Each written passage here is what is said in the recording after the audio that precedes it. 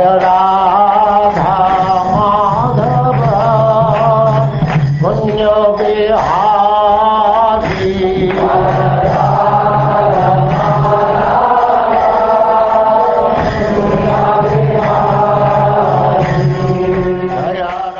And now chapter 6, the downfall of Saubhari Muni.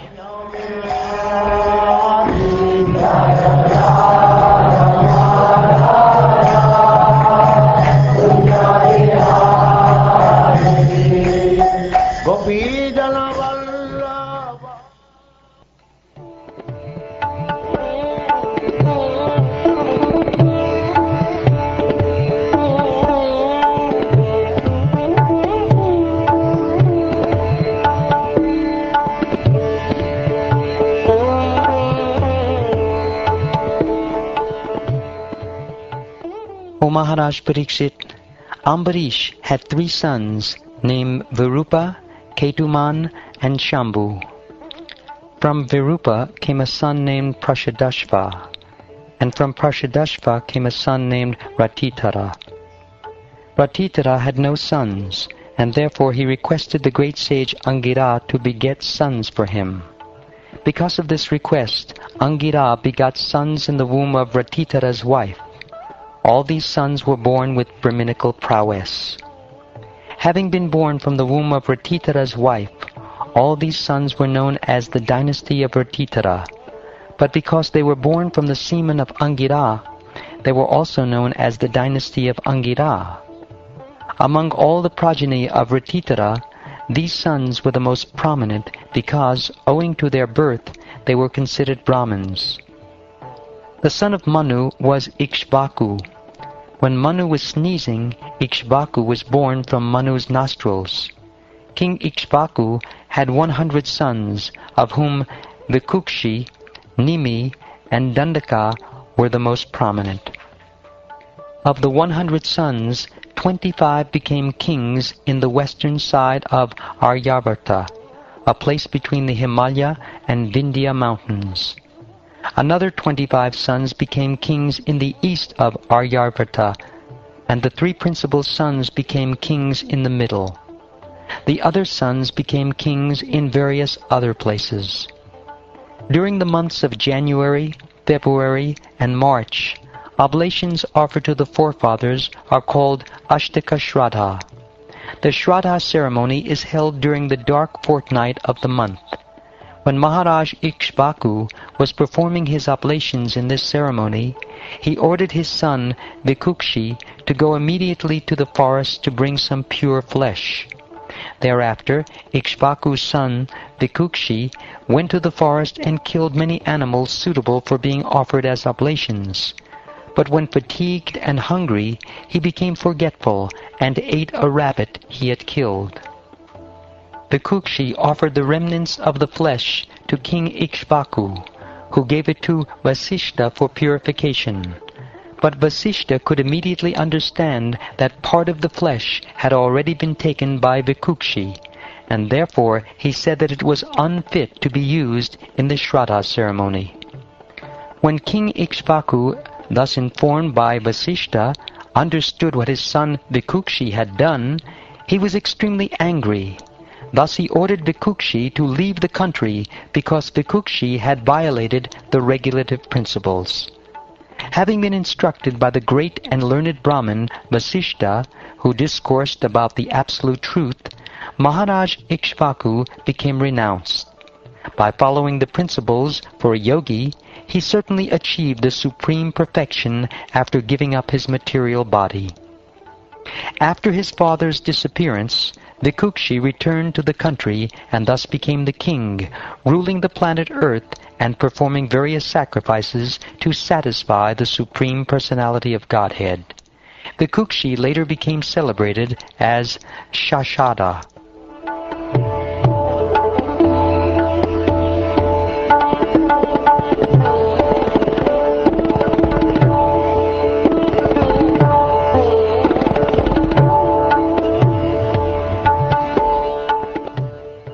The son of Shashada was Puranjaya, who was also known as Indravaha and sometimes as Kukutstha.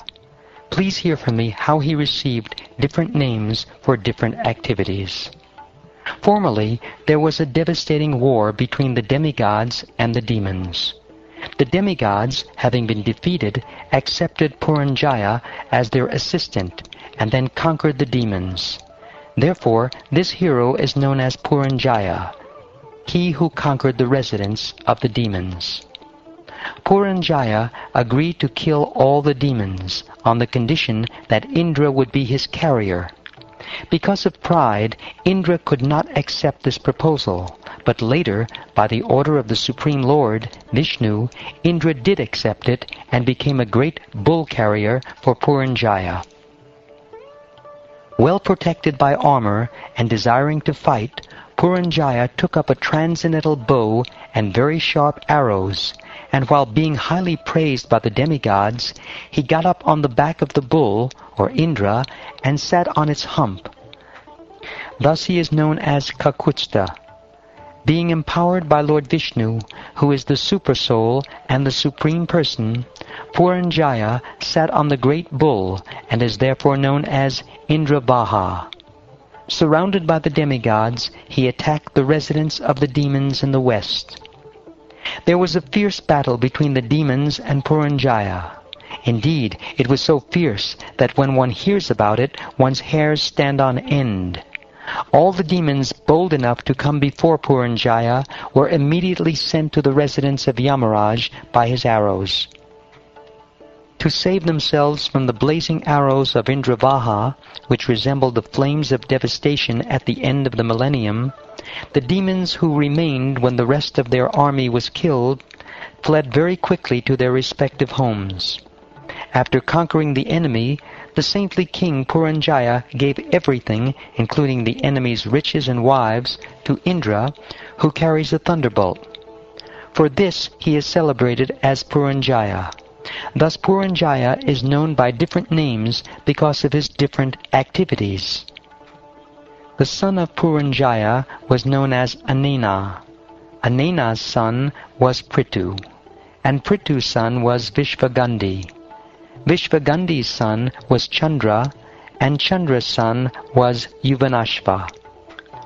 The son of Yuvanashva was Shravasta, who constructed a township known as Shravasti Puri. The son of Shravasta was Brihadashva, and his son was Kuvalayashva. In this way the dynasty increased. To satisfy the sage Uttanka, the greatly powerful Kuvalayashva killed a demon named Dundu. He did this with the assistance of his 21,000 sons. O Maharaj Parikshit, for this reason Kuvalayashva is celebrated as Dundumara, the killer of Dundu. All but 3 of his sons, however, were burned to ashes by the fire emanating from Dundu's mouth. The remaining sons were Dridashva, Kapalashva, and Bhadrashva. From Dridashva came a son named Haryashva, whose son is celebrated as Nukumba. The son of Nikumba was Bahulashva. The son of Bahulashva was Krishashva. The son of Krishashva was Senajit, and the son of Senajit was Yuvanashva. Yuvanashva had no sons, and thus he retired from family life and went to the forest. Although Yuvanashva went into the forest with his 100 wives, all of them were very morose. The sages in the forest, however, being very kind to the king, began very carefully and attentively performing an Indra Yagya so that the king might have a son. Being thirsty one night, the king entered the arena of sacrifice, and when he saw all the Brahmins lying down, he personally drank the sanctified water meant to be drunk by his wife. When the Brahmins got up from bed and saw the water pot empty, they inquired who had done this work of drinking the water meant for begetting a child. When the Brahmins came to understand that the king, inspired by the Supreme Controller, had drunk the water, they all exclaimed, "Alas! The power of providence is real power. No one can counteract the power of the Supreme. In this way they offered their respectful obeisances unto the Lord.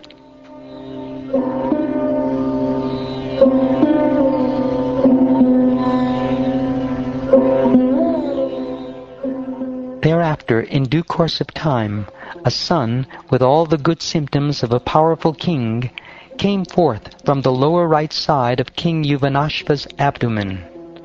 The baby cried so much for breast milk that all the Brahmins were very unhappy. "Who will take care of this baby?" they said. Then Indra, who was worshipped in that yajna, came and solaced the baby. "Do not cry," Indra said. Then Indra put his index finger in the baby's mouth and said, "You may drink me."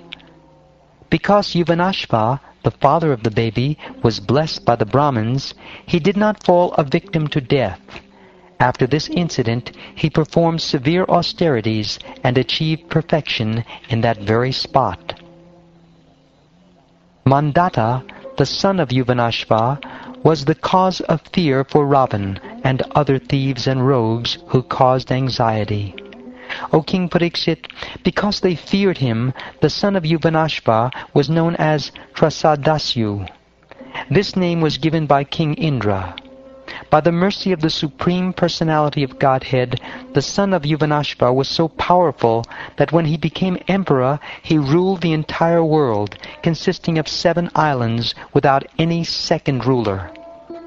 The Supreme Personality of Godhead is not different from the auspicious aspects of great sacrifices, such as the ingredients of the sacrifice, the chanting of Vedic hymns, the regulative principles, the performer, the priests, the result of the sacrifice, the arena of sacrifice, and the time of sacrifice. Knowing the principles of self-realization, Mandata worshipped that transcendently situated Supreme Soul, the Supreme Personality of Godhead, Lord Vishnu, who comprises all the demigods. He also gave immense charity to the Brahmins, and thus he performed yajna to worship the Lord. All places from where the sun rises on the horizon, shining brilliantly, to where the sun sets, are known as the possession of the celebrated Mandata, the son of Yuvanashva. Mandata begot 3 sons in the womb of Bindumati, the daughter of Shashabindu. These sons were Purukutsa, Ambarish, and Muchukunda, a great mystic yogi. These 3 brothers had 50 sisters, who all accepted the great sage Saubhari as their husband. Saubhari Rishi was engaged in austerity deep in the water of the river Yamuna, when he saw a pair of fish engaged in sexual affairs. Thus he perceived the pleasure of sex life, and induced by this desire, he went to King Mandata and begged for one of the king's daughters. In response to this request, the king said, "O Brahman, any of my daughters may accept any husband according to her personal selection." Saubhari Muni thought, "I am now feeble because of old age. My hair has become grey, my skin is slack, and my head always trembles. Besides, I am a yogi. Therefore, women do not like me. Since the king has thus rejected me, I shall reform my body in such a way as to be desirable even to celestial women, what to speak of the daughters of worldly kings." Thereafter, when Saubhari Muni became quite a young and beautiful person, the messenger of the palace took him inside the residential quarters of the princesses, which were extremely opulent. All 50 princesses then accepted him as their husband, although he was only one man. Thereafter the princesses, being attracted by Saubhari Muni, gave up their sisterly relationship and quarreled among themselves, each one of them contending, "This man is just suitable for me and not for you." In this way there ensued a great disagreement. Because Saubhari Muni was expert in chanting mantras perfectly, his severe austerities resulted in an opulent home, with garments, ornaments, properly dressed and decorated maidservants and manservants, and varieties of parks with clear water lakes and gardens. In the gardens, fragrant with varieties of flowers, birds chirped and bees hummed, surrounded by professional singers. Saubhari Muni's home was amply provided with valuable beds, seats, ornaments, and arrangements for bathing, and there were varieties of sandalwood creams, flower garlands, and palatable dishes. Thus surrounded by opulent paraphernalia, the Muni engaged in family affairs with his numerous wives. Mandata, the king of the entire world, consisting of 7 islands, was struck with wonder when he saw the household opulence of Saubhari Muni. Thus he gave up his false prestige in his position as emperor of the world. In this way, Saubhari Muni enjoyed sense gratification in the material world, but he was not at all satisfied, just as a fire never ceases blazing if constantly supplied with drops of fat. Thereafter, one day while Saubhari Muni, who was expert in chanting mantras, was sitting in a secluded place, he thought to himself about the cause of his fall-down, which was simply that he had associated himself with the sexual affairs of the fish. He said, "Alas, while practicing austerity, even within the depths of the water, and while observing all the rules and regulations practiced by saintly persons, I lost the results of my long austerities simply by association with the sexual affairs of fish. Everyone should observe this fall down and learn from it. A person desiring liberation from material bondage must give up the association of persons interested in sex life, and should not employ his senses externally in seeing, hearing, talking, walking, and so on. One should always stay in a secluded place, completely fixing his mind at the lotus feet of the unlimited personality of Godhead. And if one wants any association at all, he should associate with persons similarly engaged. In the beginning, I was alone and engaged in performing the austerities of mystic yoga. But later, because of the association of fish engaged in sex, I desired to marry. Then I became the husband of 50 wives, and in each of them I begot 100 sons, and thus my family increased to 5,000 members. By the influence of the modes of material nature, I became fallen and thought that I would be happy in material life. Thus there is no end to my material desires for enjoyment in this life and in the next.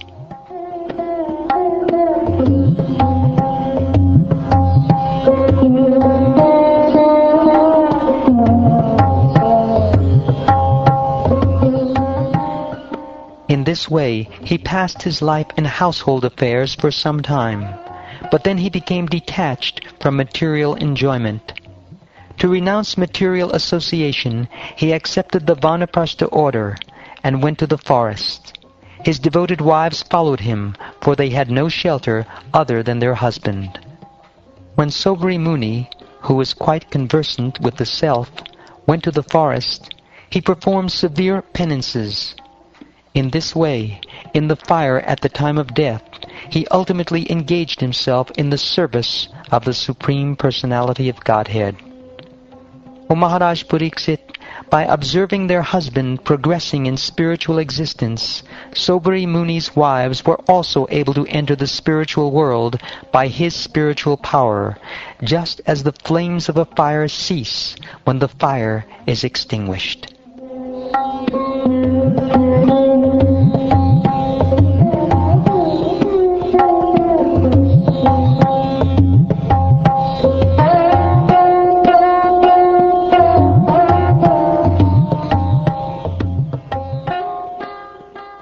Thus ends the 6th chapter of the 9th canto of the Srimad Bhagavatam, entitled The Downfall of Saubhari Muni.